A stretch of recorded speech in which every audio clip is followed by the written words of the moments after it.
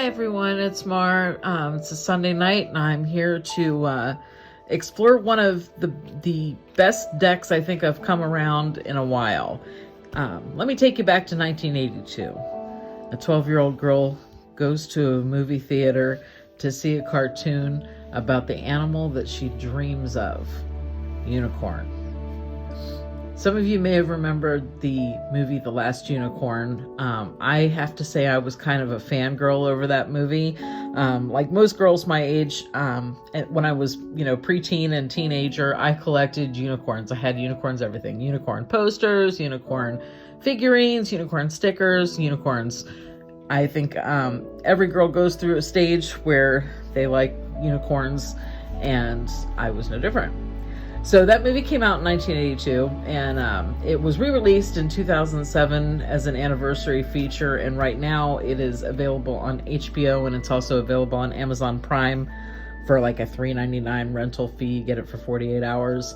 If you've never seen the movie and you're a fan of unicorns, it is an animated film. Mia Farrow does the voice of The Last Unicorn. Alan Arkin is also in the movie voice-wise. I'm trying to think of who else. Jeff Daniels.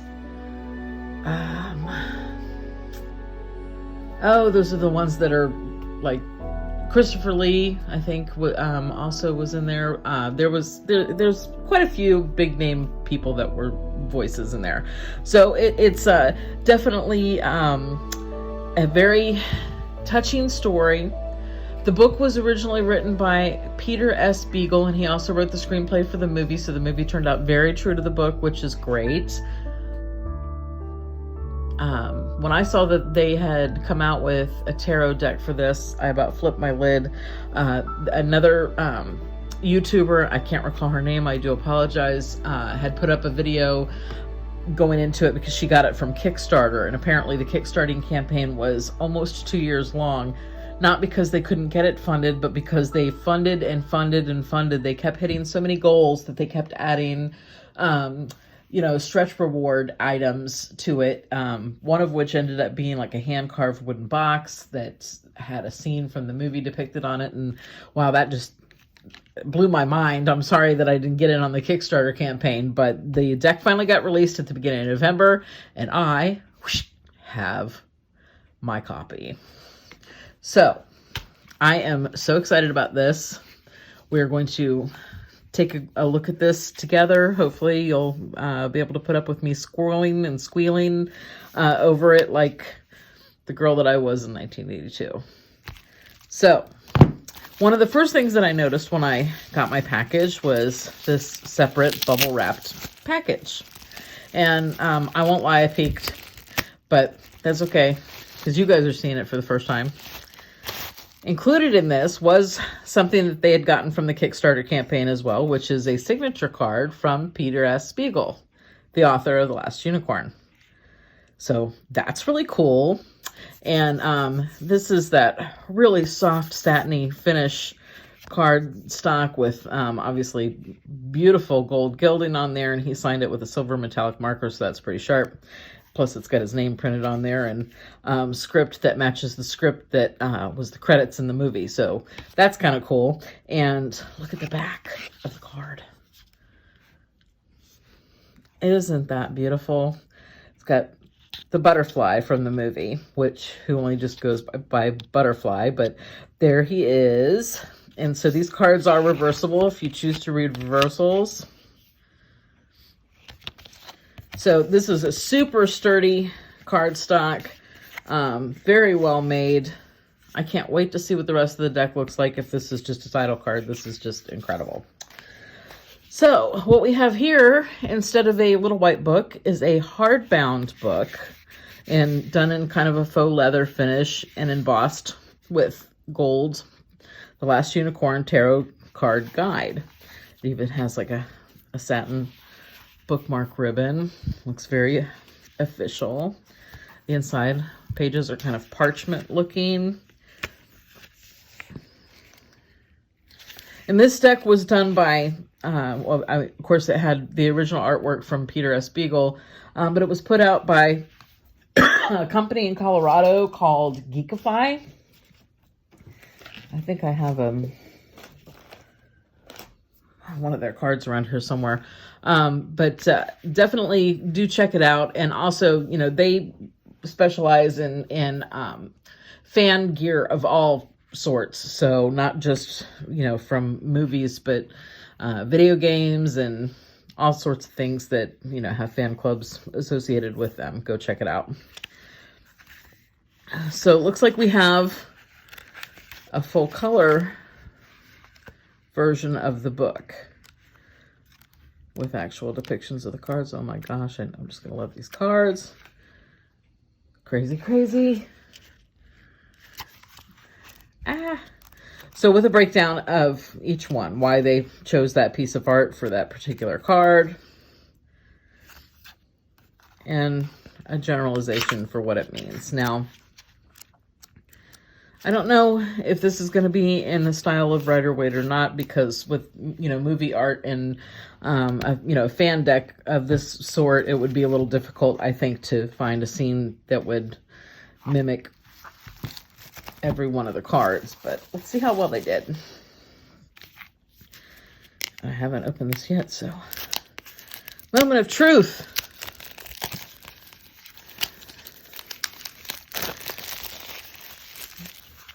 Ooh, even the box has that nice finish to it. That really soft feeling. I gotta tell you, I don't know much about the card stocks in terms of, you know, the millimeters or the, you know, whether it's vellum or rose petal or satin or matte, or, you know, I know what glossy is. Obviously, I know what matte is. I don't get into all that. What really matters to me is if they're able to be shuffled easily, if they don't stick to themselves, if they're not going to catch on each other and fray easily. You know, that's what I look for in a quality card, not so much what the numbers are behind it or whose brand of cardstock it is. Okay, so the back of the box. There are no happy endings because nothing ends, and that's a quote from The Last Unicorn. Inspired by author Peter S. Beagle's timeless literary masterpiece, The Last Unicorn, this spectacular tarot deck features 78 original card illustrations. Embark upon your journey of insight, reflection, and divination with this beautiful deck as your guide. Well, I can't wait. I can't wait. Let me in, let me in. I don't want to rip the box. Oh, come on. Okay, so adult-proof box, check. Oh, look at the edges of the cards. They are gold, but they are a sparkly gold. They're like glittery. Oh, it's gorgeous.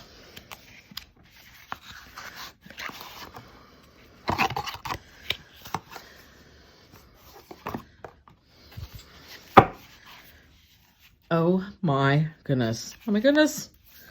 So we already looked at the back of the card. Okay, so let me put that over here. Okay. Oh, wow. I'm just like over the moon. Okay. The Fool. Here we have Schmendrick, the wizard. He accompanies the last unicorn and ultimately kind of puts her in the predicament that she gets into. I'm not going to give away spoilers, but he is key to her journey. Speaking of keys, see keys up there in the corner and the lock. And he appears to be on a cliff, so it looks like they're going to try to maybe stick to the Rider-Waite. Let's continue. The Magician. All your suits represented. That is King Lear's wizard, who doesn't really give him the best advice. We see the infinity symbol up there. So yeah, this is gonna try to hold in there. The High Priestess.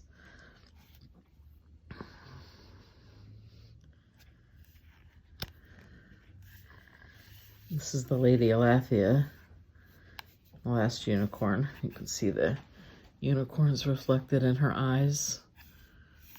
And the moon. I like that card for the High Priestess. It's a good card. So these are, the artwork's got a little stuck together, but not too bad. It's more static than anything. The Empress. Oh, it's Maggie. Look at the vegetables. Look at all the detail, all the vegetables. Oh, that's so cool.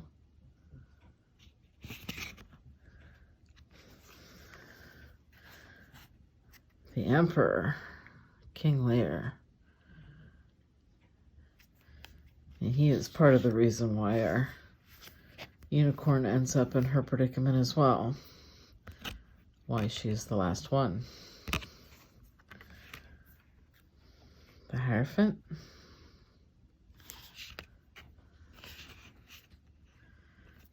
He's got a key.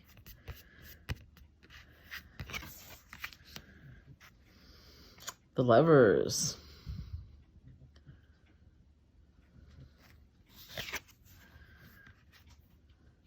Oh, this is just like walking through the movie. I'm really loving this. The Chariot.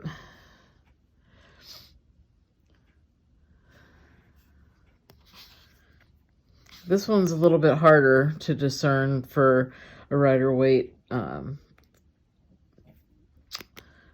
explanation, in that there's not really a vehicle and two opposing forces, but he is in control of his destinies. He's fighting the dragon, so can be representative. Strength. We have the enemy of the last unicorn, which is the Red Bull. She's driving him out to sea, forcing him into the water.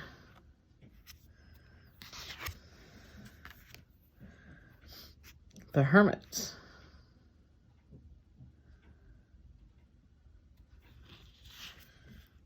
Solitary figure, light. Yep, that works for the Hermit. Wheel of Fortune. A pretty stained glass window. Different key figures. The Harpy, the Unicorn, the Red Bull, and the Cat.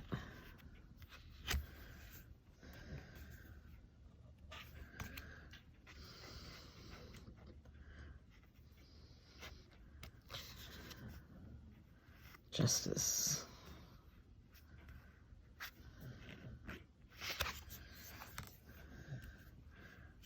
The Hanged Man. Oh, we have the Harpy for the Hanged Man. That's actually pretty good. I like that.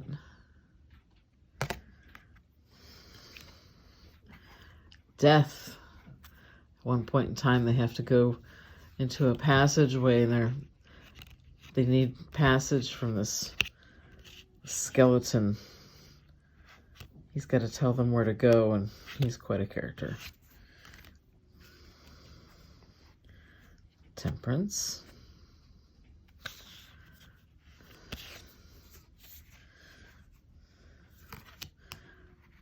The Devil. And I'm really just going to go through the major arcana here. When we get to the minors, I'm just going to kind of paw through a couple of them. And this is the kind of deck I think that everybody should definitely explore for themselves. I don't want to ruin the whole thing. I know that there's fans of this movie out there in video land, and I strongly recommend this deck already. I can just tell you, this is just, wow, just so amazing. The Tower. Lear's Castle. Crumbling into the ocean. All the unicorns racing away to freedom. The Star.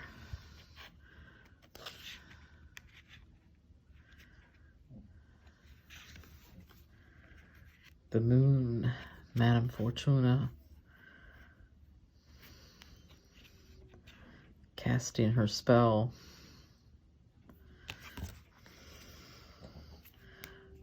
The sun. Oh, what a beautiful card. Look at that. Oh, those colors. Gorge. Just gorgeous. Oh, we're back to Schmedrick. Judgment.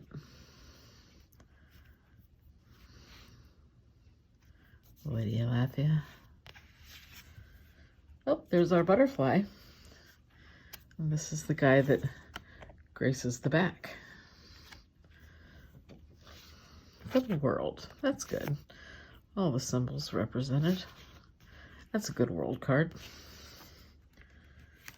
Oh, this is an alternative lovers card. The tale goes that I guess the people back in the campaign deemed this just a little bit inappropriate, but it was included as just kind of an in-joke. That is a scene from the movie Schmedrick in a Tree. So that's cool. Bonus card there. All right, so let's take a look at our suits. We've got the 2 of coins.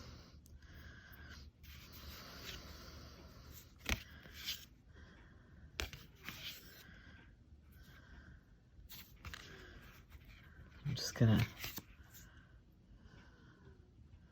glance through a couple of these. Oh, I like that.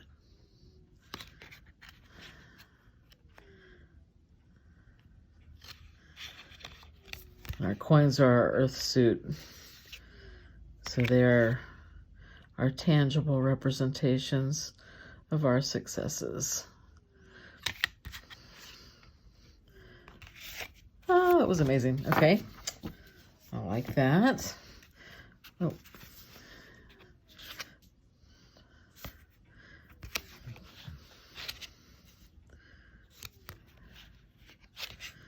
Now, it's interesting that they would pick Maggie for the page of coins there. Well, I guess there weren't really any youths in the film, so... Queen, the Queen of Coins. The last unicorn. Oh, that's beautiful. Okay, so that's our coin suit. We've got cups, which is our water suit. Our communications, our hearts, the things that fill us up.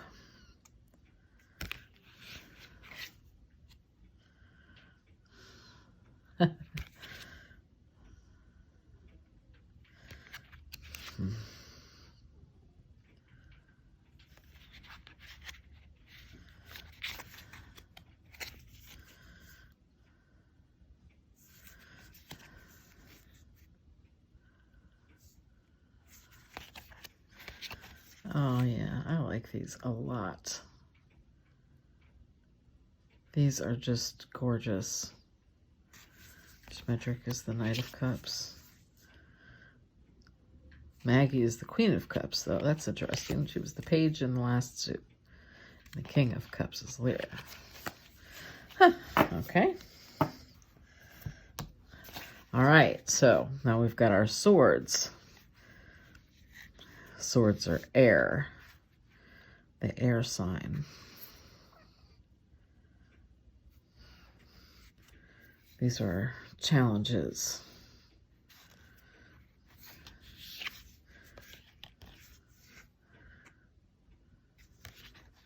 I like that one.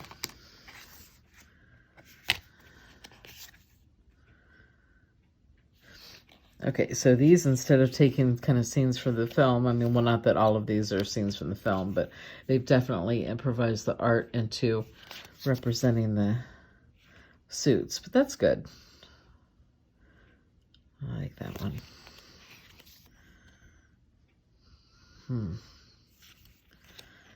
Interesting. Nine of Swords, very interesting. Having problems sleeping. Huh. Page of Swords.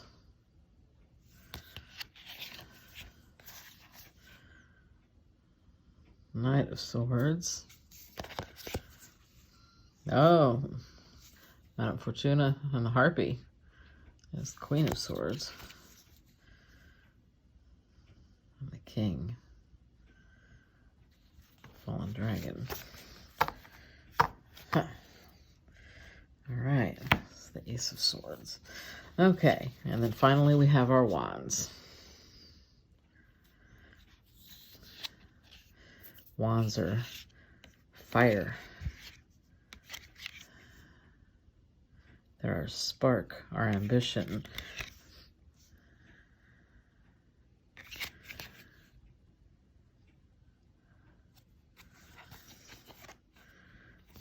Three of Wands.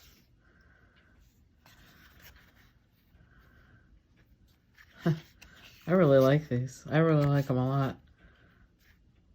I like that. Look at the narwhals.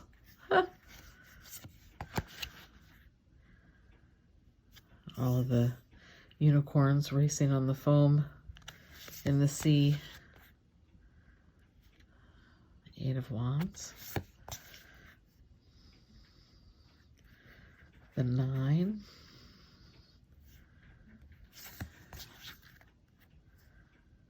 Ten. Schmedrick. Lear. Maggie, Queen of Wands.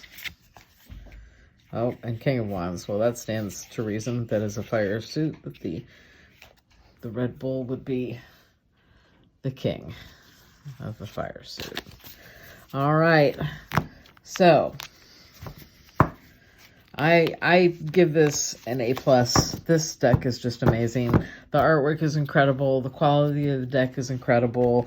They're holding true to the suits and the representations and making it easy to interpret. I believe that they have definitely followed through on that. 5 of Cups. Look at that. Yeah, it's very representative. I think it's going to be an easy deck to work with. Such positive and bright energy off of this deck. It's just amazing. So definitely get a chance to check it out. Geekify.com. It is not the cheapest deck. It's not the most expensive one I've ever seen, but definitely worth it.